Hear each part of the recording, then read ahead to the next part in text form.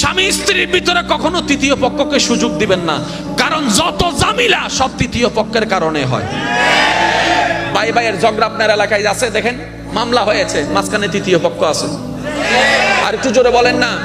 ভাই বোনের চেহারা দেখে না, বোন ভাইয়ের চেহারা দেখে না, ভালো করে খেয়াল করেন, মাঝখানে তৃতীয় পক্ষ আছে। স্বামী স্ত্রীর মধ্যে ডিভোর্স এসেছে, মাঝখানে তৃতীয় পক্ষ। সেই তৃতীয় পক্ষ যেই হোক না কেন, এমনকি নিজের ঘরের মানুষ হলো, তাওকে স্পর্ধা দেওয়ার দরকার। আপনি বলবেন বউ আমার হাজার খারাপ হোক, আমার বউ আমি দেখবো। হু আর ইউ? তুমি বলার কে? তুমি বলার কে? কারণ আমার বউয়ের দায়িত্ব আল্লাহ তোমাকে দেয় নাই, আমাকে দিয়েছে। এবার আপনার স্ত্রী আপনাকে স্বামী সম্পর্কে যা তা বলছে, আপনার স্বামী এমন করে অমন কমন করে, আপনি শুধু এতটুকু বলবেন, হ্যাঁ আমি আমার জামাইরে বলছি যে 3-4টা ফেম করতে, তো সমস্যা কি? দেখবেন তৃতীয় পক্ষার সুযোগ পাবে, তৃতীয় পক্ষার সুযোগ পাবে।